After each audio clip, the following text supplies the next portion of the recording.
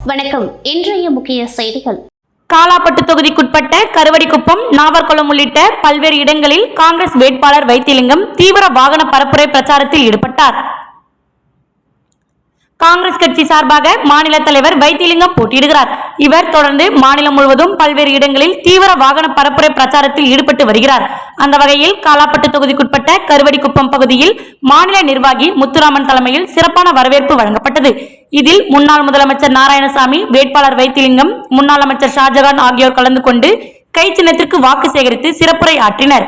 அதனைத் தொடர்ந்து நாகமுத்து மாரியம்மன் ஆலயம் அருகே முருகானந்தம் தலைமையில் சிறப்பான வரவேற்பு வழங்கப்பட்டது.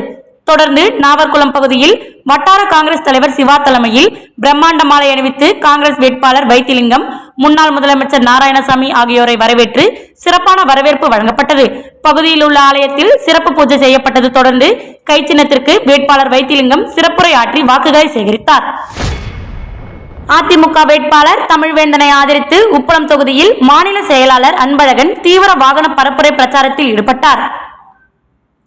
அதிமுக சார்பாக இளைஞர் மற்றும் இளம் பெண்கள் பாசறை மாநில செயலாளர் புகழ்வேந்தன் போட்டியிடுகிறார். இவரை ஆதரித்து மாநிலம் முழுவதும் மாநில செயலாளர் அன்பழகன் வாக்குகளை சேகரித்தார். அதன் ஒரு பகுதியாக உப்பளம் தொகுதி முழுவதும் மாநில செயலாளர் அன்பழகன் வாகன பரப்புரை பிரச்சாரத்தில் ஈடுபட்டார். இதில் தொகுதி முக்கிய நிர்வாகிகள், மாநில நிர்வாகிகள் பலர் கலந்து கொண்டனர்.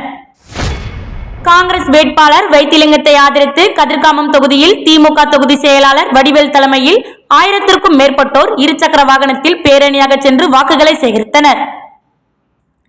காங்கிரஸ் கட்சி வேட்பாளர் வைத்திலிங்கத்தை ஆதரித்து கதிர்காமம் தொகுதியில் திமுக தொகுதி செயலாளர் வடிவேல் தலைமையில் தொடர்ந்து தீவிர வாக்கு சேகரிப்பில் ஈடுபட்டு வருகின்றனர். அதன் ஒரு பகுதியாக தொகுதி முழுவதும் வடிவேல் தலைமையில் 1000க்கும் மேற்பட்டோர் இருசக்கர வாகனத்தில் ஊர்வலமாக சென்று காங்கிரஸ் கட்சியை ஆதரித்து வாக்குகளை சேகரித்தனர். இதில் தொகுதி திமுக, காங்கிரஸ் கூட்டணி கட்சி நிர்வாகிகள் உடனிருந்தனர். புதுச்சேரி பாஜகவினர் ஓட்டுக்கு 500 ரூபாயும், காங்கிரசார் ஓட்டுக்கு 200 ரூபாயும் வழங்குகின்றனர். தேர்தல் நேர்மையாக நடக்கவில்லை, தேர்தல் ரத்து செய்ய வேண்டும். புதுச்சேரி அதிமுக வேட்பாளர் தமிழ்வேந்தன் பேட்டி. அரியாங்குப்பம் தொகுதி வீராம்பட்டினத்தில் வாக்கு சேகரிப்பிற்கு முன் செய்தியாளர்களை சந்தித்த அவர், புதுச்சேரியில் ஓட்டிற்கு பணம் வழங்காமல் நேர்மையாக தேர்தல் நடக்கும் என்றுதான் அதிமுக சார்பில் களம் இறங்கினேன். ஆனால் கடந்த 2 நாட்களாக பாஜக வேட்பாளர் நமச்சிவாயம் ஒரு ஓட்டுக்கு 500 ரூபாயும், காங்கிரஸ் வேட்பாளர் வைத்திலிங்கம் ஒரு ஓட்டுக்கு 200 ரூபாயும் கொடுத்துவிட்டு இன்று தேர்தலை மீண்டும் கொச்சப்படுத்துவதாக செயல்பட்டு வருகிறார்கள். தேர்தல் என்பது மிக மிக நேர்மையாக நடைபெற வேண்டும். அடுத்து வரும் சமுதாயத்திற்கு வழிவகுக்க வேண்டிய தேர்தல் பணம் கொடுத்துதான் மீண்டும் மீண்டும் வெற்றி பெற வேண்டும் என்பதால் இந்த தேர்தலை புறக்கணிக்கிறேன் என்று தமிழ்வேந்தன் கூறினார். ஓட்டுக்கு பணம் கொடுத்து வெற்றி பெற்றால் புதுச்சேரி எப்படி முன்னேறும் என்று கேள்வி எழுப்பிய தமிழ்வேந்தன், இதே இடத்தில் அமர்ந்திருக்கிறேன், நான் ஓட்டுக்கு பணம் கொடுக்கவில்லை என்று காங்கிரஸ் வேட்பாளர் வைத்திலிங்கம் மற்றும் பாஜக வேட்பாளர் நமச்சிவாயத்தை சொல்ல சொல்லுங்கள் பார்ப்போம் என்று ஆவேசமாக கேட்டார். நேர்மையை பற்றி பேசி வாக்கு சேகரிக்கும் இவர்கள் இளைஞர்களை சீரழித்து வருகிறார்கள் என்று குற்றம் சாட்டிய அவர், புதுச்சேரி தேர்தல் அதிகாரிகள் மீது நம்பிக்கை இல்லை, எனவே இந்த தேர்தலை ரத்து செய்துவிட்டு மீண்டும் தேர்தல் நடத்த வேண்டும். இவர்கள் வாக்குக்கு பணம் கொடுத்து விட்டனர். அதற்கான வீடியோ ஆதாரம் தன்னிடம் உள்ளதாக தெரிவித்த தமிழ்வேந்தன், ஆதாரத்துடன் இந்திய தேர்தல் ஆணையத்திற்கு புகார் அளிக்க உள்ளதாகவும் அவர் குறிப்பிட்டார். கடந்த 2 நாட்களாக பாஜகவை சேர்ந்த வேட்பாளர் நமச்சிவாயம் அவர்கள் வாக்கிற்கு ரூபாய் 500ம், காங்கிரஸை சேர்ந்த முன்னாள் முதலமைச்சரும் பாராளுமன்ற உறுப்பினருமான வைத்திலிங்கம் அவர்கள் வாக்கிற்கு ரூபாய் 200ம் கொடுத்துவிட்டு இன்று தேர்தலை மீண்டும் ஏழைகளை கொச்சப்படுத்தும் ஒரு தேர்தலாக மாற்றிவிட்டனர். புதுச்சேரி ஓய்வு பெற்ற ஐஜி சந்திரனின் மகள் வினோதினி யுபிஎஸ்சி தேர்வில் அகில இந்திய அளவில் 64ஆம் இடம் பிடித்து சாதனை. குடும்பத்தினர் மகிழ்ச்சி. IAS, IPS, IFS உள்பட உயர் பணியிடங்களுக்கு மத்திய பணியாளர் தேர்வாணையம் மூலம் சிவில் சர்வீஸ் தேர்வு நடத்தப்படும். 2023ஆம் ஆண்டுக்கான சிவில் சர்வீஸ் முதல்நிலை தேர்வு கடந்த செப்டம்பரில் நடந்தது. அதையடுத்து நடப்பாண்டு ஜனவரி தொடங்கி நேர்காணல் நடந்தது. அதன் அடிப்படையில் 1016 பேர் தகுதியானவர்களாக தேர்வு செய்யப்பட்டு இன்று முடிவுகள் வெளியானது. இத்தேர்வில் புதுச்சேரி ஐஜியாக பணியாற்றி ஓய்வு பெற்ற சந்திரனின் மகள் வினோதினி யுபிஎஸ்சி தேர்வில் 64வது இடம் பிடித்துள்ளார். இதையடுத்து தனது குடும்பத்தினர் மகிழ்ச்சியை வெளிப்படுத்தினர்.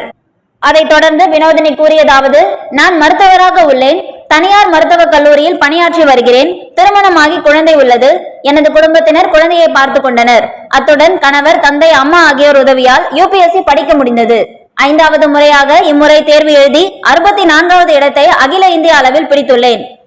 IAS கேடர் வர வேண்டும் என்பதே எனது விருப்பம். கடந்த முறை 360வது இடம் பிடித்து ரயில்வே துறைக்கு இடம் கிடைத்தது. IAS ஆக விரும்பி மீண்டும் தேர்வு எழுதி 64வது இடம் கிடைத்தது சந்தோஷம்.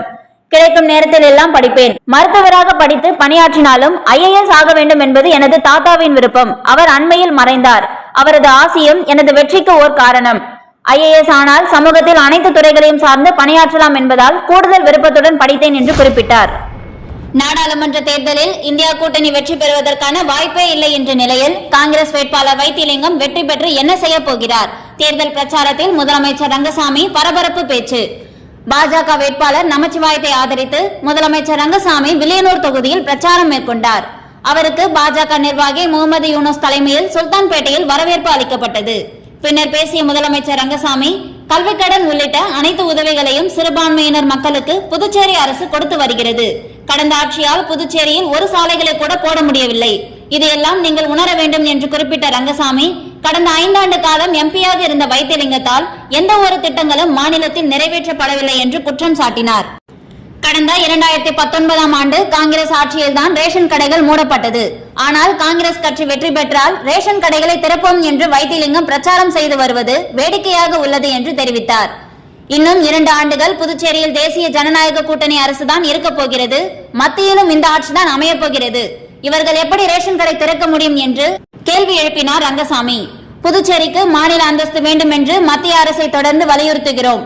பல்வேறு தீர்மானங்கள் நிறைவேற்றியுள்ளோம். ஆனால் காங்கிரஸ் வெற்றி பெற்றால் மாநில அந்தஸ்து பெற்றுக் கொடுப்போம் என்று தெரிவிக்கும் நாராயணசாமி, புதுச்சேரியில் கடந்த காலங்களில் அவர்கள்தான் ஆட்சியில் இருந்தார்கள். அப்போது மாநில அந்தஸ்து வாங்க வேண்டியதுதானே என்றார். இந்தியா கூட்டணி வெற்றி பெறுவதற்கான வாய்ப்பே இல்லை. தேசிய ஜனநாயக கூட்டணி தான் வெற்றி பெற உள்ளது. அப்போதும் நாம் வலியுறுத்துவோம் என்று குறிப்பிட்ட ரங்கசாமி, மாநில அந்தஸ்து குறித்து நாடாளுமன்ற உறுப்பினராக இருந்த வைத்திலிங்கம் எத்தனை முறை பேசியிருப்பார் என்று கேள்வி எழுப்பினார். கடந்த 5 ஆண்டுகளில் எம்பியாக இருந்த வைத்திலிங்கத்தால் எதையும் செய்ய முடியவில்லை, எதுவும் செய்ய போவது இல்லை. இனிமேல் அவர் தேர்ந்தெடுத்தால் அவர் என்ன செய்ய போகிறார் என்று ரங்கசாமி கடுமையாக விமர்சனம் செய்தார். நீங்கள் ஓட்டு போடுங்க, நாங்க வந்தோடனே வெள்ளரிசி போட்டுருவோன்றாங்க. முதல்ல போட்டதே நான் தான் ஆரம்பிச்சது. இப்ப 2வது, இன்னும் 2 ஆண்டுகள் இந்த ஆட்சி இருக்குது. இன்னும் 2 ஆண்டுகள் நம்முடைய தேசிய ஜனநாயக கூட்டணி ஆட்சி புதுச்சேரியில் இருக்கின்றது. அடுத்து மத்தியில் வர போற ஆட்சியே தேசிய ஜனநாயக கூட்டணி ஆட்சி தான். மீண்டும் பாரத பிரதமர் திரு நரேந்திர மோடி அவர்கள் தான் மீண்டும் பாரத பிரதமராக பொறுப்பேற்க இருக்கிறார். அப்ப நம்ம ஆட்சி தான் இருக்கோம். இவங்க எங்க போய் ரேஷன் கடை திறந்து வெள்ளரிசி போடுறது? எப்படி போட முடியும்? ஆட்சி நாம தானே இருக்க போறோம். நாம தான் போட முடியும். அந்த முடிவு எடுக்க போறது நாம தான். புதுச்சேரி அபிஷேகப்பாக்கம் கிரிக்கெட் மைதானத்தில் கீரை செடிகள் கோலமாவு கொண்டு 9ஆம் வகுப்பு படிக்கும் 2 மாணவிகள் பொதுமக்கள் நடந்து சென்று வாக்களிக்க வேண்டும் என கோரி 32,640 சதுர அடியில் தேர்தல் லோகோ விழிப்புணர்வு ஓவியம் 2024 வரைந்து அசத்தி விழிப்புணர்வு ஏற்படுத்தினர். புதுச்சேரி மாநிலத்தில் வருகின்ற 19ஆம் தேதி நாடாளுமன்ற தேர்தல் நடைபெற உள்ள நிலையில் வாக்களிப்பது குறித்து பல்வேறு கட்ட விழிப்புணர்வு நிகழ்ச்சிகள் புதுச்சேரி தேர்தல் துறை சார்பில் நடத்தப்பட்டு வருகிறது. இந்த நிலையில் தற்போது ஏற்பட்டுள்ள சுற்றுச்சூழல் பாதிப்பால் பொதுமக்கள் ஏராளமான பிரச்சனைகளை சந்தித்து வருகின்றனர். இந்த நிலையில் வாகனத்தில் சென்று வாக்களிக்கும் போது சுற்றுச்சூழல் மாசு ஏற்படும். எனவே அனைவரும் நடந்து சென்று வாக்களிக்க வேண்டும் என்பதை வலியுறுத்தும் விதமாக புதுச்சேரி தேர்தல் துறை சார்பில் புதுச்சேரி நிலையான தேர்தல் லோகோ 2024 மெகா சைஸ் வரைபடம் வரைதல் நிகழ்ச்சி நடைபெற்றது. அபிஷேகப்பாக்கத்தில் உள்ள தனியார் கிரிக்கெட் மைதானத்தில் கடந்த 18ஆம் தேதி தொடங்கப்பட்டது. 240 அடி நீளம், 136 அடி அகலம் கொண்ட இந்த மாதிரி லோகோ 32,640 சதுர அடியில் வரையப்பட்டுள்ளது. இந்த வரைபடத்தில் 10 கிலோ எடை கொண்ட அரைக்கீரை, சிறுகீரை விதைகள் விதைக்கப்பட்டது. கடந்த 6 நாட்களாக தண்ணீர் தெளிக்கப்பட்டு விதைகள் சிறு சிறு செடிகளாக முளைத்து வந்துள்ள நிலையில் 750 கிலோ கோலமாவு கொண்டு மாதிரி லோகோ வரைபடத்தின் பணிகள் முழுவீச்சில் நடைபெற்று வருகிறது. இன்று மாலை இந்த ஓவியம் நிறைவடைய உள்ளது. இந்த வரைபடத்தினை 9ஆம் வகுப்பு மாணவிகள் சஜிதா மற்றும் பவித்ரா ஆகியோர் முழுவீச்சில் செய்தனர். உலக சாதனை புத்தகத்திலும் இடம்பெற உள்ளது. இதில் புதுச்சேரி துணை தேர்தல் அதிகாரி அர்ஜுன் ராமகிருஷ்ணன் அவர்கள் மலர்கன்றை நட்டு வைத்து விழிப்புணர்வு லோகோவை பார்வையிட்டு அதனை வரைந்த மாணவிகளை பாராட்டினார். இதற்கான ஏற்பாடுகளை விழிகள் அறக்கட்டளை நிறுவனர் பிரேம்குமார், செயலாளர் கீர்த்தனா, பள்ளி ஆசிரியர்கள் மற்றும் பெற்றோர்கள் செய்திருந்தனர். புதுச்சேரி மாணவர் காங்கிரஸ் செயற்குழு கூட்டம் காங்கிரஸ் கட்சி தலைமை அலுவலகத்தில் நடைபெற்றது. புதுவை பிரதேச காங்கிரஸ் கமிட்டி அலுவலகத்தில் மாணவர் காங்கிரஸ் செயற்குழு கூட்டம் மாணவர் காங்கிரஸ் மாநில தலைவர் டாக்டர் ஹர்ஷவர்தன் தலைமையில் நடைபெற்றது.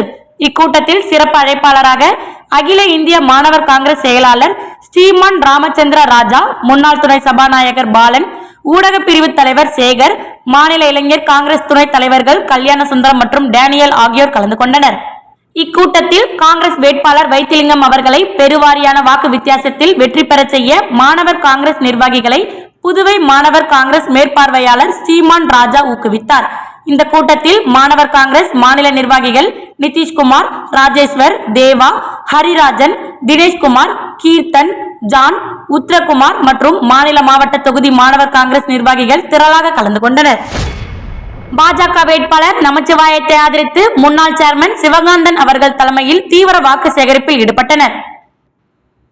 புதுச்சேரி லோக்சபா தேர்தலில் தேசிய ஜனநாயக கூட்டணி சார்பில் பாஜக வேட்பாளர் நமச்சிவாயத்தை ஆதரித்து நெல்லித்தோப்பு தொகுதி என்ஆர் காங்கிரஸ் பொறுப்பாளரும் முன்னாள் சேர்மன் சிவகாந்தன் தலைமையில் என்ஆர் காங்கிரஸ் நிர்வாகிகள் நெல்லித்தோப்பு தொகுதிக்குட்பட்ட இன்று வெண்ணிலா நகர், ஜே.கே. டவர் உட்பட பல்வேறு பகுதிகளில் முதல்வர் ரங்கசாமி திட்டங்களை பொதுமக்களிடம் எடுத்து கூறி தாமரை சின்னத்திற்கு ஓட்டு கேட்டு தீவிர பிரச்சாரத்தில் ஈடுபட்டனர். ஓட்டு சேகரிப்பில் அகில இந்திய என்ஆர் காங்கிரஸ் நெல்லித்தோப்பு நிர்வாகிகள் மற்றும் தொண்டர்கள், மகளிர் அணியினர் திரளாக கலந்து கொண்டனர். கதிர்காமம் தொகுதியில் பாஜக வேட்பாளர் நமச்சிவாயத்தை ஆதரித்து முதலமைச்சர் ரங்கசாமி தாமரை சின்னத்திற்கு வாக்குகள் சேகரித்தார். நடைபெற இருக்கின்ற நாடாளுமன்ற தேர்தலில் போட்டியிடும் தேசிய ஜனநாயக கூட்டணியில் இடம்பெற்றுள்ள பாஜக வேட்பாளர் நமச்சிவாயத்தை ஆதரித்து முதலமைச்சர் ரங்கசாமி கதிர்காமம் சட்டமன்ற தொகுதிக்குட்பட்ட பல்வேறு பகுதிகளில் வாகன பிரச்சாரம் மேற்கொண்டார். இதில் சட்டமன்ற உறுப்பினர் KSP ரமேஷ், புகழ் என்கிற புகழேந்தி, மாரிமுத்து, RKD ராஜகோபால், SS அழகு உட்பட பலர் கலந்து கொண்டனர்.